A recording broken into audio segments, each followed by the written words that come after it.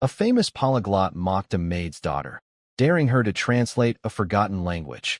Unaware, the quiet girl carried the key to a secret no one could unlock. In a ballroom filled with the world's greatest minds, a forgotten language lay locked behind symbols no one could read. The scholars argued, confident in their brilliance, until one man sneered. Perhaps the maid's daughter would like to try? What followed shattered reputations and rewrote history. Because the girl serving tea wasn't just listening, she was understanding.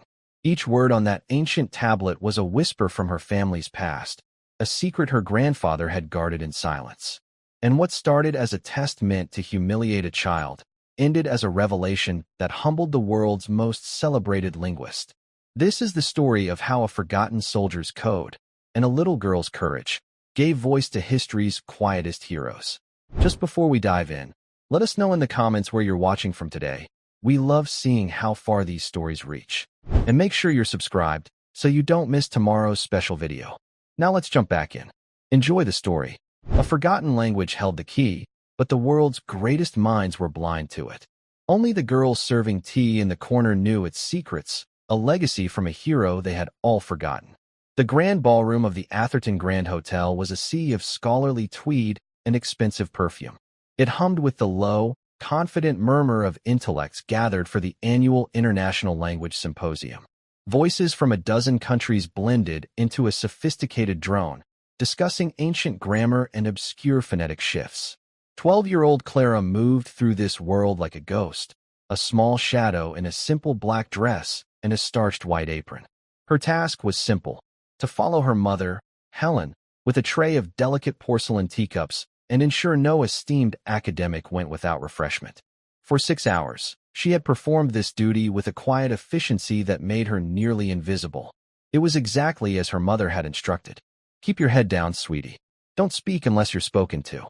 We are here to serve, not to be seen. Clara understood. In this room, she and her mother were part of the furniture, functional and silent. Yet, Clara couldn't help but listen. Her mind, a sponge for words, soaked in the fragments of conversation floating past her. She heard debates on Proto-Indo-European roots, arguments over the syntax of Aramaic dialects, and laughter at jokes told in fluent Mandarin. To her, it was a symphony, each language a different instrument playing a beautiful, complex melody.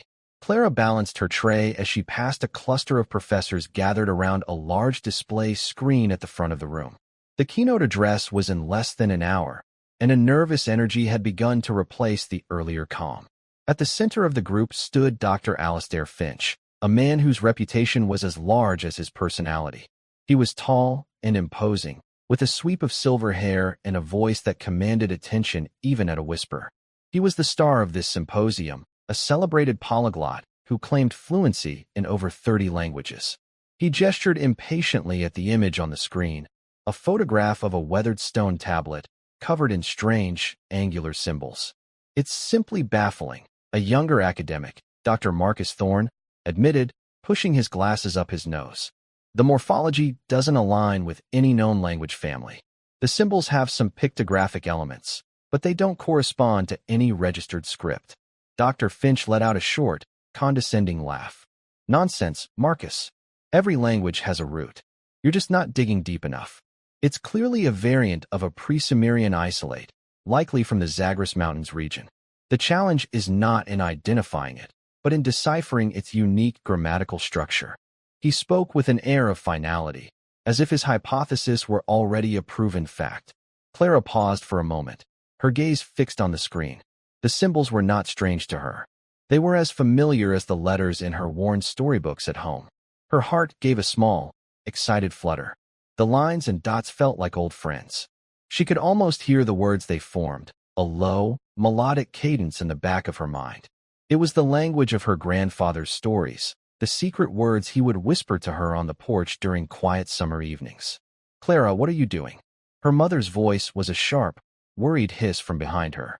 Helen rushed to her side, her face creased with anxiety. "You're staring. Get back to the kitchen. The next round of pastries will be ready." "But Mama," Clara whispered, her eyes still glued to the screen. "I know those words." Helen's hand clamped down gently, but firmly on her daughter's shoulder. "Hush now. This is not our world. You are imagining things. She steered Clara away from the group of professors, her expression a mixture of fear and stern love. To her, a child's imagination was a dangerous thing in a place like this, a spark that could attract the wrong kind of attention. She could not afford to lose this job. As they retreated toward the swinging doors of the hotel kitchen, Dr. Finch's booming voice followed them. The key phrase appears to be this sequence here, he announced, pointing a laser at a specific line of text. Once we crack this, the rest of the tablet will unfold. I expect to have a preliminary translation ready for my address tonight. It will be, if I may say so, revolutionary. His colleagues murmured in admiration. Clara, however, felt a small knot of unease in her stomach. She knew what that line said, and she knew that Dr. Alistair Finch, for all his fame and brilliance, was completely and utterly wrong. Back in the steamy heat of the kitchen, surrounded by the clatter of dishes and the scent of baking bread, Helen checked her daughter's apron, smoothing it down with trembling hands.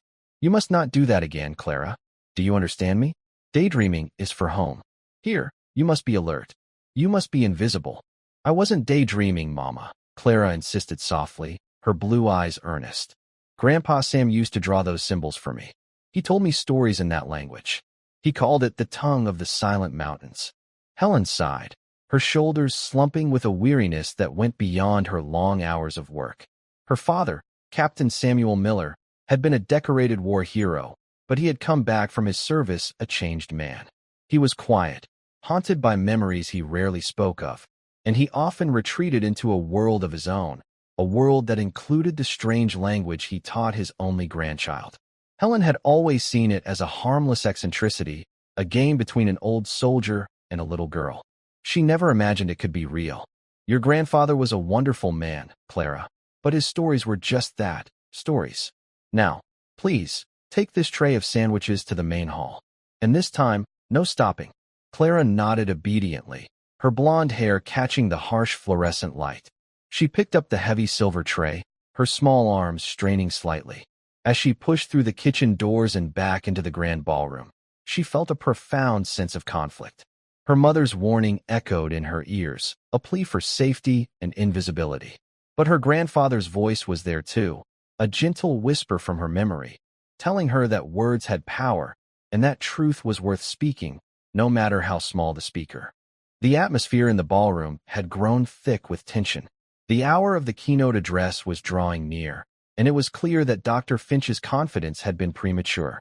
He now stood by the screen, his face flushed, arguing in hushed but frantic tones with Dr. Thorne and an elegant, older woman Clara recognized as Professor Eleanor Vance, a respected historical linguist. The syntax is impossible, Dr. Finch hissed, running a hand through his perfectly styled silver hair, dislodging a few strands. If this verb is intransitive, then the entire clause collapses into nonsense. It cannot be what it appears. Perhaps our assumptions about the root are flawed, Alistair, Professor Vance suggested, her voice calm and measured. She had a kind face, with fine lines around her eyes that spoke of a life spent smiling and thinking deeply. Perhaps it is not an isolate from the Zagros region at all. The symbolism bears a passing resemblance to some unclassified scripts found in post-war reconnaissance files from the Aleutian Theater. Dr. Finch scoffed dismissively. Eleanor, please. You and your military archives. This is ancient, not some modern battlefield jargon. We are talking about the dawn of language, not the echoes of some forgotten skirmish. Clara moved closer, her duties forgotten. She placed her tray of sandwiches on an empty table, her hands moving on autopilot. She could see the specific phrase they were struggling with. Kalantor, Veshanel, Norimath. She mouthed the words silently. The translation was immediate in her mind, a simple, profound truth. Where the river sleeps, the mountain dreams. It wasn't a description of a place, but a philosophical statement, a piece of poetry. Dr. Finch was trying to read it as a map. He was looking for nouns and verbs, for literal meaning, when the language was built on metaphor. Grandpa Sam had explained it to her once. You don't just say the sun sets, he had told her. You say, the day star bows to the night queen. You have to feel the picture, not just read the words. Dr. Thorne, looking pale and stressed, wrung his hands. The symposium's benefactor, Mr. Davenport, is expecting a groundbreaking reveal. The press is here. If we can't even translate a single line, I will handle it, Dr. Finch snapped, his composure cracking. His professional pride was on the line. He had built a career on being the man who could decipher anything, the master of all tongues. To fail now, so publicly, was unthinkable. He turned away from his colleagues, pacing in a tight circle. His angry gaze swept the room, looking for something, anything, to distract from his own mounting failure. And then his eyes landed on Clara. She was standing a few feet away, her tray abandoned, her face a mask of intense concentration as she stared at the tablet on the screen. He saw not a child, but a convenient target for his frustration. A cruel, mocking smile spread across his lips. He strode toward her, his footsteps loud in the suddenly quiet room. All conversation had stopped as the attendees watched the drama unfold at the front. Well, Dr. Finch announced, his voice dripping with sarcasm. It seems we have another expert in our midst. The serving girl appears to be captivated. He stopped in front of Clara, looming over her. She shrank back, her heart pounding against her ribs like a trapped bird. Tell me, child, he said, gesturing dramatically toward the screen. You've been staring at this tablet so intently. Do you have an insight to offer us? Perhaps you've cracked the code that has stumped the world's greatest linguistic minds. A wave of uncomfortable laughter rippled through the audience. Clara felt her face burn with humiliation. She looked for her mother, but Helen was nowhere to be seen, likely still in the kitchen. She was alone. Leave the girl alone, Alistair, Professor Vance said, her voice sharp with disapproval. This is beneath you. On the contrary, Eleanor, Dr. Finch retorted, his eyes glinting. He was enjoying the spectacle, redirecting his own failure into public mockery. I am simply exploring all possibilities. In our field, we must remain open-minded. He crouched down slightly to look Clara in the eye, his voice a low, patronizing drawl. Go on. Don't be shy. Tell us what the ancient stones say. What great mystery does this line hold? He pointed the laser at the phrase again. Kalantor, Veshanel, Norimath. Clara swallowed hard. Fear and shame warred with a fierce, protective love for her grandfather's language. This man was butchering it. He was twisting its beauty into something ugly and nonsensical. He was making a mockery of the stories and secrets she held so dear. Her grandfather's words came back to her, spoken on a night when he was feeling sad and lost in memory. Words are all we have left in the end, little sparrow. They're the only things that truly last. You have to protect them. She took a small, shaky breath. All the lessons about being invisible, about keeping her head down, faded away. She looked not at Dr. Finch, but at the glowing symbols on the screen. In a voice that was barely a whisper, yet clear as a bell in the silent room, she spoke. You're reading it wrong, she said. The silence that followed was absolute. It was as if the air had been sucked from the grand ballroom. Dr. Alistair Finch's smirk froze on his face. He slowly straightened up, his expression shifting from mocking amusement to sheer, unadulterated disbelief. What did you say? He stammered. Clara found a sliver of courage. She lifted her chin and looked him directly in the eye. I said, you're reading it wrong, she repeated, her voice a little stronger this time. It's not a map. It's a poem. From the back of the room, a gasp was heard. Helen stood frozen in the doorway of the kitchen, a tray of pastries clutched in her hands, her face a mask of pure terror. She had come to see what the commotion was, only to find her daughter at the very center of it, defying the most powerful man in the room. Professor Vance stepped forward, her expression one of intense, cautious curiosity. She looked at Clara, then at the screen, then back at Clara.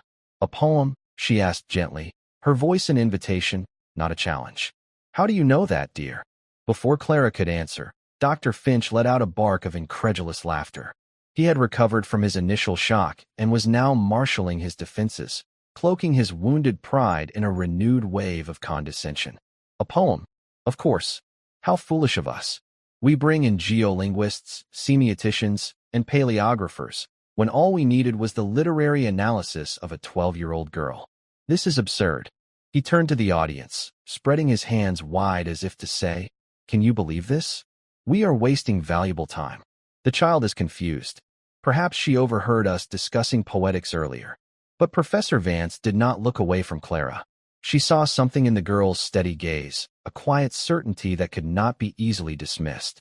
"Let her speak, Alistair," she said firmly. "What kind of poem is it, child?" All eyes were on Clara. She felt like a specimen under a microscope. Her hands trembled, so she clasped them behind her back. She thought of her grandfather, of the strength in his weathered hands and the kindness in his tired eyes. He had faced down enemy soldiers. Surely, she could face down a roomful of professors. "It's about how everything is connected," she began, her voice gaining confidence as she spoke the familiar concepts. The first word, Kalantor, doesn't mean river. Not exactly. Kalan is the spirit of flowing water, and Tor means to be at rest or to sleep. It's about potential, the power of the river when it's still. She glanced around the room. The faces staring back at her were no longer mocking. They were intrigued. Dr. Thorne was leaning forward, listening intently. Even the reporters at the back of the room had raised their notepads. "And the last word, Norimath," she continued, "is not mountain. Nori is the soul of the stone, its ancient memory. And math means to see in slumber, to dream. So the mountain isn't just a place. It's an ancient being that holds all the memories of the land. The river rests so the mountain can dream of all that has passed." She took a breath, the full translation now clear in her mind, polished by years of hearing it in her grandfather's gentle voice. "Where the spirit of water sleeps, the soul of stone dreams." A collective sigh went through the room. The phrase, which had been a meaningless jumble of symbols, was suddenly transformed into something beautiful and profound. It resonated with a deep, mythic quality that was undeniably authentic. Dr. Finch stood as if turned to stone, his face pale. His complex, academic deconstruction had been swept aside by a child's simple, elegant explanation. He saw his revolutionary discovery, his keynote address, his very reputation, crumbling before his eyes. "That's impossible," he whispered, though his voice lacked conviction. "Where would you have learned this? Who are you?" Before Clara could answer, a man in a tailored suit who had been watching from the side of the stage stepped forward. It was Mr. Davenport, the symposium's primary organizer and benefactor. His expression was one of complete astonishment. "Young lady," he said, his voice respectful, "please come with us." He gestured toward a small conference room just off the main stage. Professor Vance moved to Clara's side, placing a reassuring hand on her shoulder. "It's all right," she murmured. "We just want to understand." As they guided Clara away from the gawking crowd, Dr. Finch was left standing alone in the spotlight, his laser pointer hanging limply at his side. The great polyglot had been silenced by a whisper, and the symposium, which had been on the verge of a tedious academic failure, was now on the cusp of a revelation far more profound than anyone could have possibly imagined. The small conference room was an oasis of silence after the charged atmosphere of the ballroom. It was furnished with a heavy mahogany table and plush leather chairs that smelled of polish and old paper. Mr. Davenport closed the door, shutting out the buzz of excited speculation that had erupted among the symposium attendees. Along with Professor Vance, a stunned Dr. Thorne had followed them in, his academic skepticism now replaced by a wide-eyed wonder. Clara's mother, Helen, was ushered in last, her face pale with a mixture of fear and bewilderment. She immediately went to her daughter's side, wrapping a protective arm around her. "I am so sorry, sir," Helen began, her voice trembling. "She's just a child. She has a wild imagination. I don't know what she was thinking, speaking out like that. Please, don't hold it against her. It won't happen again." Mr. Davenport held up a hand, his expression not angry, but intensely serious. "Mrs. Miller," Helen supplied. "Helen Miller. Mrs. Miller, please. Your daughter is not in trouble. We are not angry. We are astonished." He pulled out a chair for Helen and Clara. "Please sit down." Clara sat, her small feet barely touching the thick carpet. Professor Vance sat opposite her, leaning forward with a gentle, encouraging smile. "Clara," she began, her voice soft, "what you set out there was remarkable. You spoke with such certainty. Dr. Finch has spent months with that tablet. Our best cryptographers have been working on it. None of them saw what you saw. You must tell us how you knew this language." Clara looked at her mother, who gave a slight, nervous shake of her head. The instinct to obey, to retreat into silence, was strong. But the dam had broken. The words, so long held inside, wanted to be spoken. "My grandpa taught me," she said quietly. He was Captain Samuel Miller. At the mention of the name, Professor Vance's eyes widened in recognition. Dr. Thorne, who had been pacing near the window, stopped dead in his tracks. Samuel Miller? Dr. Thorne breathed, his voice filled with awe. The Samuel Miller? The ghost of the Aleutians. Helen looked baffled. I don't know about that. He was a captain in the army. He served during the war. He didn't talk about it much. Professor Vance's gaze was fixed on Clara, a new and profound understanding dawning on her face. Samuel Miller is a legend in certain military history circles. He was part of a special intelligence unit operating in the Aleutian Islands campaign. It was a brutal, forgotten theater of the war. His unit was instrumental in several key victories, but their records were sealed after the war, classified at the highest level. They were said to have used an unbreakable code. She paused, looking from Clara to the closed door, as if she could see the tablet on the screen through it. We always assumed it was a complex cipher, a machine, perhaps, like the Enigma. But there were rumors, whispers of something else, something older, a native dialect that was spoken by only a handful of individuals, a language with no written record, no formal grammar, a language that could not be broken because no one outside the unit even knew it existed. The pieces of the puzzle were falling into place with breathtaking speed. The unbreakable code wasn't a code at all. It was a living language. He called it the tongue of the silent mountains, Clara offered, her voice now steady. He said the mountains taught it to the first people, and they passed it down in secret. He was stationed near a village there. An old woman, one of the last elders, she saw something in him. She taught him. He said it was the only thing that kept his heart from freezing in that cold. The room was silent for a long moment as the weight of her words settled.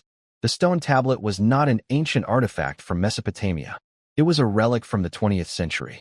It wasn't a poem about a mythical landscape. It was a message, written in a language of metaphor and spirit by a soldier.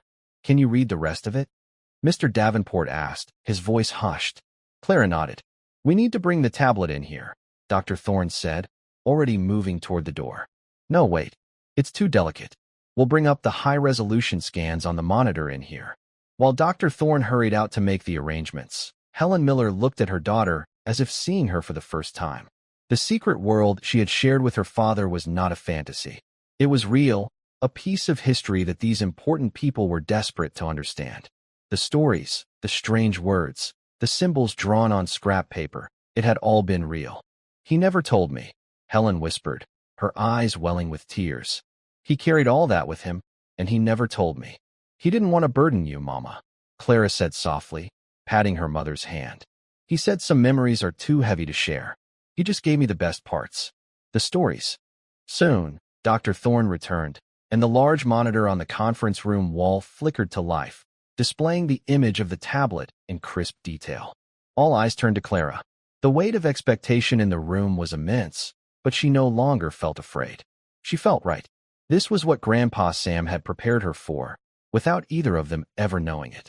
She stood up and walked to the screen, her small finger tracing the lines of text. It starts here, she said. It's a letter. She began to translate, her voice clear and confident. She did not just read the words. She channeled the spirit behind them. The formal, academic setting of the conference room melted away, replaced by the windswept, frozen landscape of a forgotten war. To the one who finds this, Clara began, her voice taking on a storyteller's cadence. Let these words be my witness. The winter has taken our fire, but not our spirit. The Sunhawk has flown south for the last time. We are few now. The whispers on the wind carry the names of our fallen brothers. She paused, her finger moving to the next line. Sergeant Peters fell when the snow lion roared. That means he died in an avalanche. They didn't have a word for avalanche, so they described the sound it made. Professor Vance was scribbling furiously in a notebook, her expression a mixture of scholarly focus and deep, human emotion. Dr. Thorne simply stared, mesmerized. Clara continued. Corporal Chin's spirit thread was cut by the shining fawn. A shrapnel wound.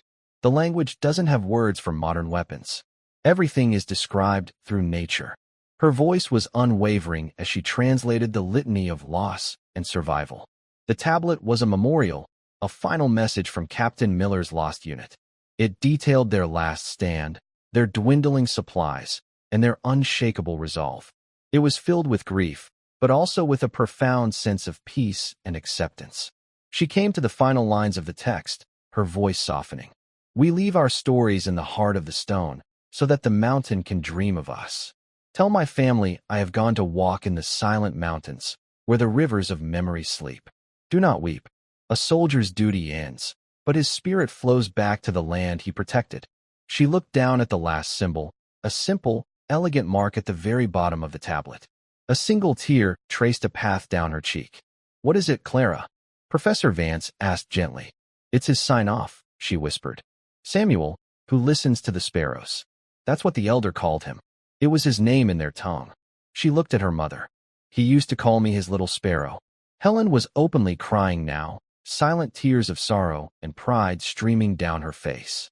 In that moment, her father was no longer just the quiet, haunted man from her childhood. He was a hero, a poet, and a keeper of a sacred trust that he had passed on to his granddaughter. Mr. Davenport, a pragmatic man of business and philanthropy, cleared his throat, his own eyes suspiciously moist. This is the most extraordinary discovery in the history of this symposium, he said, his voice thick with emotion. This isn't just a new language. It's a window into a piece of lost American history. It's a testament to the soldiers who fought a war we have all but forgotten. He looked at Clara with profound respect. Young lady, what you have done here tonight is more than a simple translation. You have given these men their voices back. Just then, the door to the conference room opened. Dr. Alastair Finch stood there, his face a grim, unreadable mask. He had clearly been listening from the hallway. The sounds of his world shattering had been too quiet to hear from the ballroom, but in the silence of the corridor, they must have been deafening. He had not come to challenge or mock. He had come, it seemed, to witness the final confirmation of his own irrelevance in this matter. He looked at Clara, at the tear on her cheek, at the ancient wisdom in her young eyes. He saw the rapt faces of his colleagues and the tear-streaked face of the maid who had been invisible to him just an hour before. In that moment, he wasn't a celebrated polyglot or a renowned academic. He was just a man who had been so blinded by his own brilliance that he had failed to see the simple truth right in front of him. The language, he said, his voice hoarse, devoid of its usual booming confidence. It's beautiful. It was the closest he could come to an apology, an admission of defeat, and a statement of genuine awe. Professor Vance turned to him. Alastair, she said, her tone not unkind. We have work to do. We have a history to rewrite. And, she added, placing a hand on Clara's shoulder, I believe we have found our keynote speaker. Clara's eyes widened. Speak. In front of all those people? But looking around the room, at the faces filled with respect and gratitude, she felt a new kind of strength blossoming in her chest. It was the strength of her grandfather, the legacy of the silent mountains, and the power of words that had waited decades to finally be heard. Her mother squeezed her hand, her grip now firm with pride, not fear. For the first time that evening, Clara felt truly visible, and she knew she was ready to tell her grandfather's story. The grand ballroom had been rearranged. A single lectern now stood on the stage, bathed in a soft, solitary spotlight. The large screen behind it was no longer a source of academic frustration, but a sacred canvas, displaying the silent, powerful words of the stone tablet. Mr. Davenport had insisted. The world needs to hear this, he had declared, his usual business-like demeanor replaced by a fervent sense of historical duty. And they need to hear it from the one person on earth who can give it voice. Clara stood in the wings, her mother fussing with the collar of her simple black dress. The apron was gone, a symbol of a life that had been shed in the space of a single hour. Helen's hands still trembled, but now it was with a nervous, electric pride. Are you sure you're okay with this, sweetie? She whispered, her eyes searching Clara's face. You don't have to do this if you don't want to. Clara looked out at the sea of faces filling the ballroom chairs. The room was packed, far more crowded than before. Word had spread like wildfire through the hotel. Reporters and journalists, who had initially come for a dry academic announcement, now stood at the back, cameras ready, sensing a story of immense human interest. She saw Dr. Thorne in the front row, his notepad open, a look of profound respect on his face. She saw Professor Vance, who gave her a small, confident nod. She even saw Dr. Finch, sitting off to the side, no longer in the center of attention, looking smaller, more human. Grandpa Sam would want them to know, Clara said, her voice quiet but firm. He wrote it down so they wouldn't be forgotten. Helen hugged her daughter tightly. He would be so proud of you, Clara. I am so proud of you. Mr. Davenport stepped up to the lectern to introduce the unexpected keynote speaker. His voice boomed through the sound system, filled with a gravitas the evening had previously lacked. He didn't mention Dr. Finch or the initial purpose of the gathering. Instead, he spoke of forgotten heroes, of the sacrifices of war, and of a history that had been lost to the ice and snow of the Aleutian Islands. And tonight, that history has been given back to us, he concluded, his voice ringing with emotion. Not by a celebrated academic, but by a young girl who carried a precious legacy in her heart. Ladies and gentlemen, it is my profound honor to introduce you to Miss Clara Miller. A wave of applause, warm and sincere, filled the room as Clara walked onto the stage. She felt 100 pairs of eyes on her, but her gaze was fixed on the image of the tablet. The strange, angular symbols felt like a comforting presence, the last tangible piece of her grandfather. She took a deep breath, clutching the small, worn copy of his favorite poetry book that her mother had pressed into her hand for courage. She did not start with an academic explanation. She started with a story. My grandfather didn't talk much about the war, she began, her voice amplified by the microphone, yet retaining its soft, intimate quality. But he talked about the cold. He said it was a living thing, a beast that tried to steal the breath from your lungs and the memories from your mind. He said the only way to fight it was with stories. Words were their fire. They were their food. They were the only warmth they had. She recounted the tales her grandfather had told her, not of battles and violence, but of the small moments of humanity that had survived in the harshest of conditions. She spoke of how the men in his unit, a mismatched group of soldiers from all corners of the country, had learned the secret language from the Aleutian elder. It had become more than a code. It had become their bond, a shared world that their enemies, and even their own commanders, could never penetrate. The language doesn't have a word for soldier, Clara explained, gesturing to the screen. The closest word is kintari, which means one who stands between the village and the howling wind. Their duty wasn't to fight. It was to protect. Everything they saw, everything they did, they understood through the lens of this language, a language of nature and spirit. She then began to walk the audience through the tablet, line by line, just as she had done in the conference room.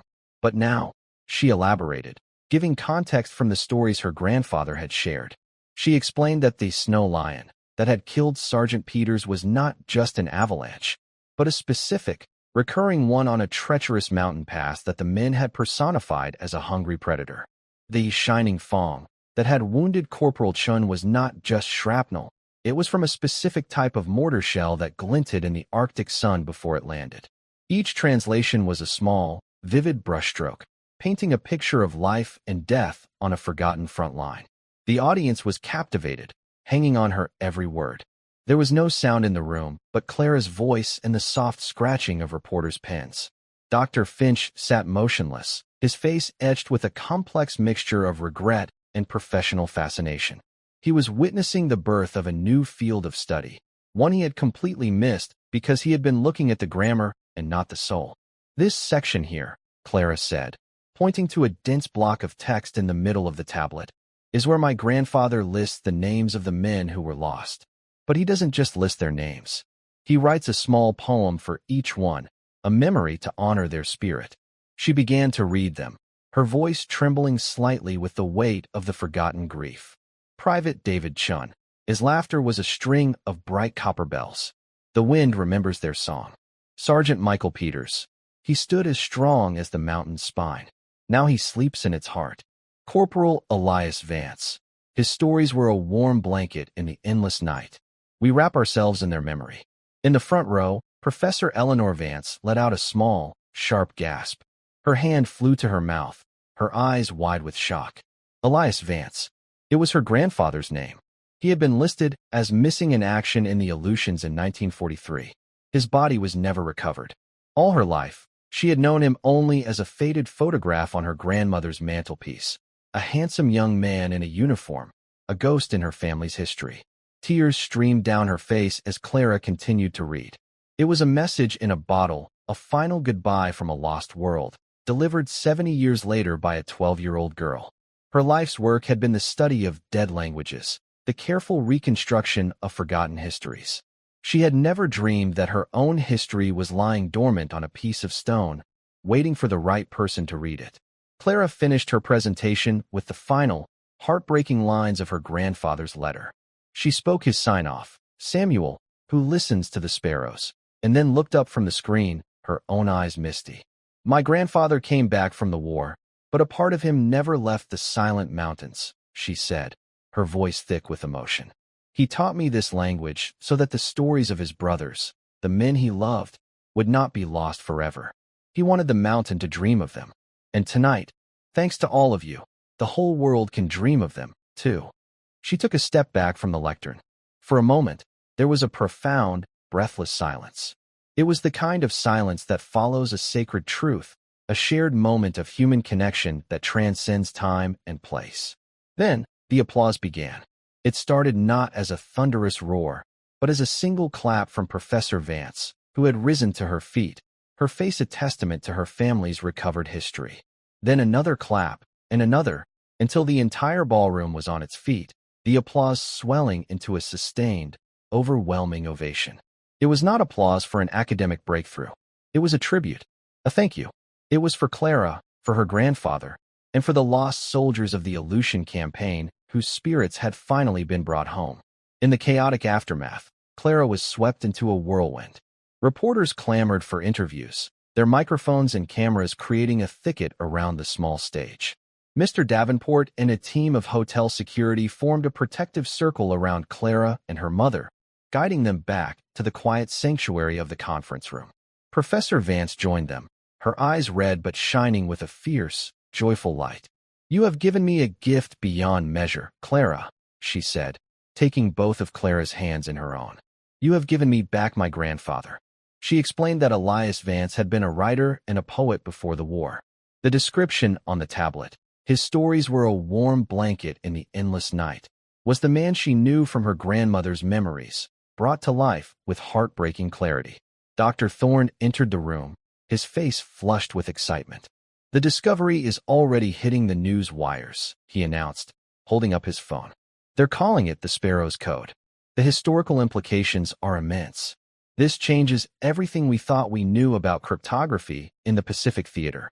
Helen Miller sat in a daze, trying to process the seismic shift that had just occurred in her life. An hour ago, she was a maid, worried about keeping her job. Now, she was the mother of a girl who had just rewritten history. She looked at Clara, who was handling the sudden attention with a quiet grace that seemed far beyond her years. The invisibility Helen had so desperately sought for them was gone forever.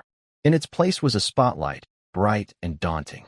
The door opened again, and Dr. Alastair Finch stepped inside. The room fell silent. He looked haggard, his earlier arrogance completely stripped away, leaving him looking older and smaller. He did not look at his colleagues. He looked only at Clara. "Miss Miller," he said, his voice raspy. I came to offer my sincerest apology. What I did out there, my behavior, was inexcusable. It was born of pride and ignorance. I was presented with a truth I was not equipped to understand, and I responded with cruelty. There is no excuse for it." He took a shaky breath. "Your knowledge, your grandfather's legacy, is a treasure. I hope that, in time, you will be able to forgive my professional blindness and my personal failure." Clara looked at the man who had tried to humiliate her. She saw not a monster, but a man humbled by a truth he could not deny. She remembered something her grandfather had once told her. "A smart man knows what he knows. A wise man knows what he doesn't." Dr. Finch, perhaps for the first time in his life, was learning wisdom. "Thank you," she said simply. Her forgiveness was quiet, but absolute. The rest of the evening passed in a blur of momentous decisions.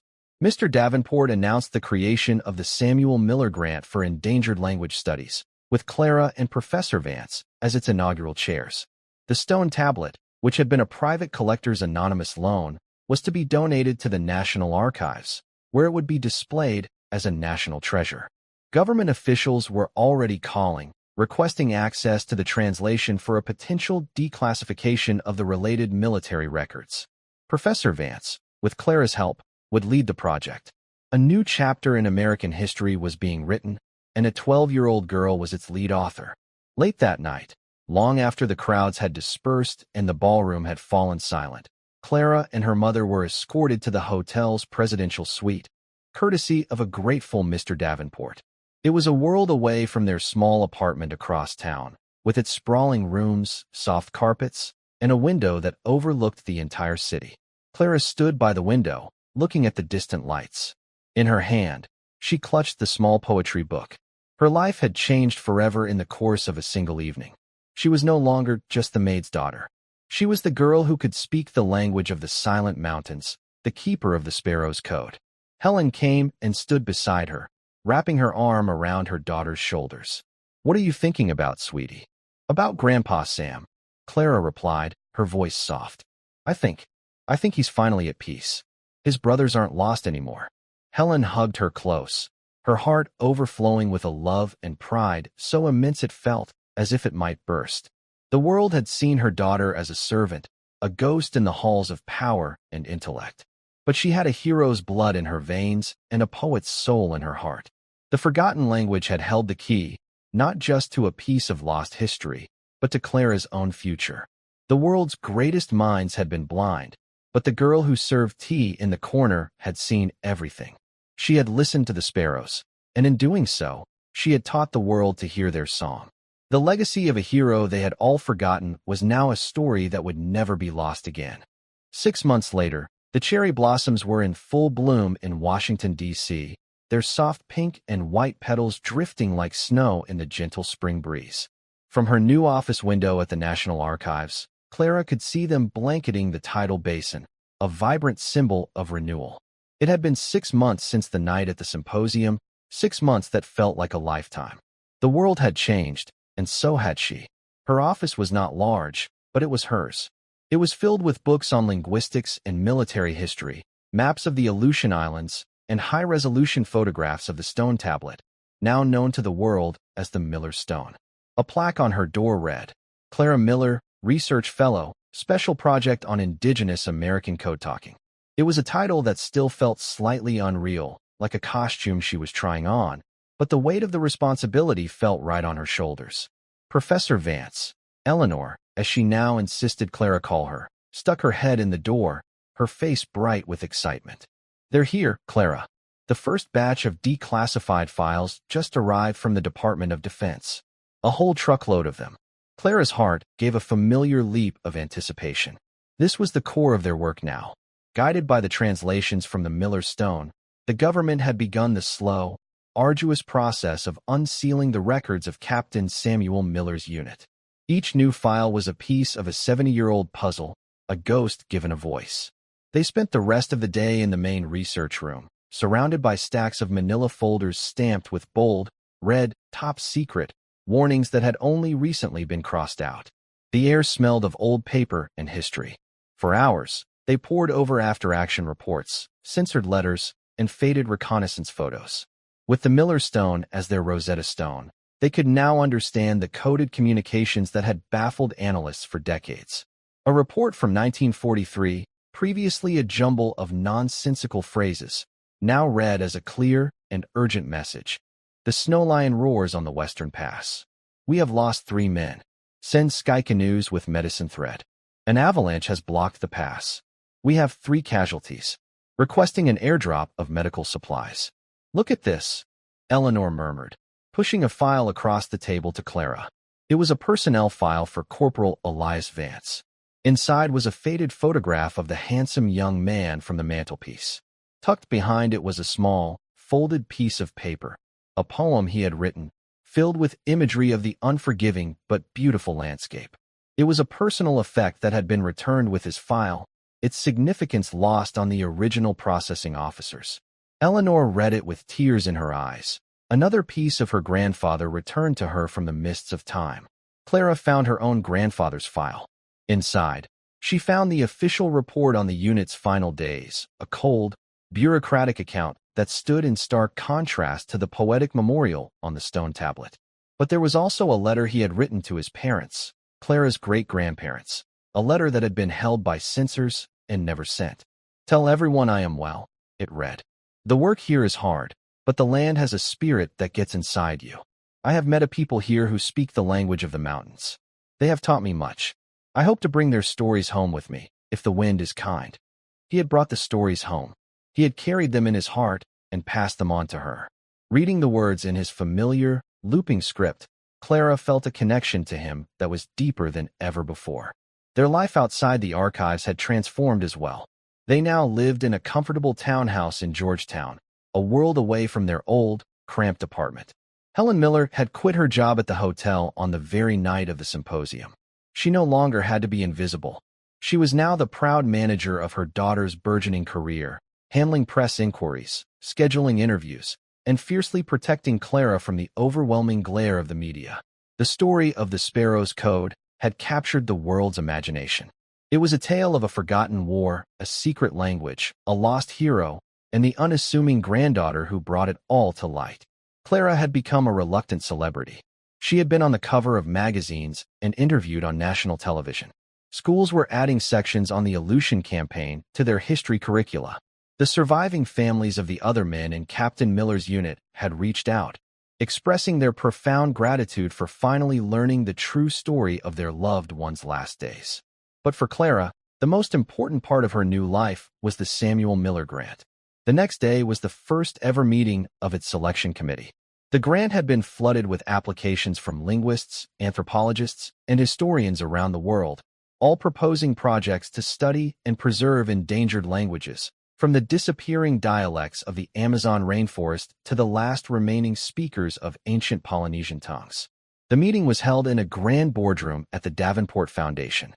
Clara sat at the head of the table, flanked by Eleanor, Mr. Davenport, and a panel of esteemed academics, including a newly humbled and deeply respectful Dr. Finch.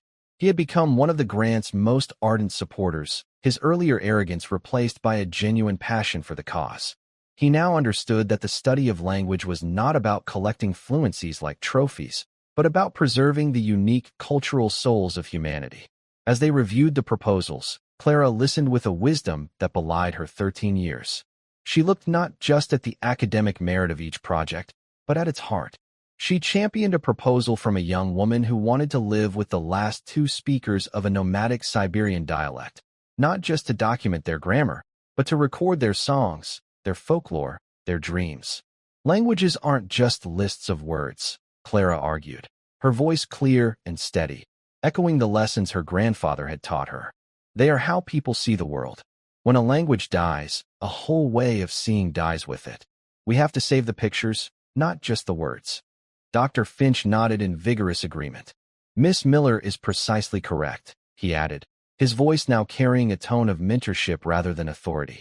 "We must fund projects that capture the ethos of a language. Its poetry, its humor, its soul.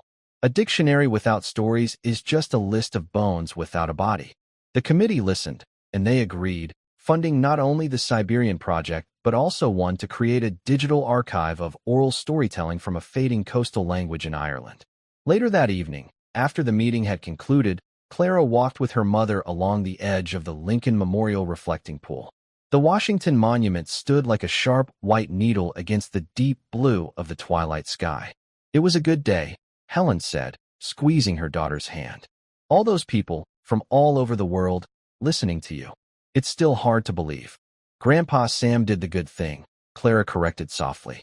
"I'm just his messenger." "You're more than that, sweetie," Helen said, stopping to look her daughter in the eye. "You're his legacy. You gave his words a home." They stood in comfortable silence for a while, watching the lights of the city glitter on the water. The past 6 months had been a whirlwind, a dizzying ascent from obscurity to fame. But here, in the quiet of the evening, she felt a sense of profound peace. She was not just the maid's daughter, nor was she just the girl who had stunned the world. She was Clara Miller, the granddaughter of Samuel, who listens to the sparrows. She had found her own voice by giving voice to the past, and she knew, with a certainty that settled deep in her soul, that her work, her grandfather's work, was only just beginning. The silent mountains had shared their secrets, and now, the world was finally ready to listen. And that's where we'll end the story for now. Whenever I share one of these, I hope it gives you a chance to step out of the everyday and just drift for a bit. I'd love to know what you were doing while listening. Maybe relaxing after work, on a late-night drive, or just winding down. Drop a line in the comments. I really do read them all. And if you want to make sure we cross paths again, hitting like and subscribing makes a huge difference. We are always trying to improve our stories, so feel free to also drop your feedback in the comment section below. Thanks for spending this time with me.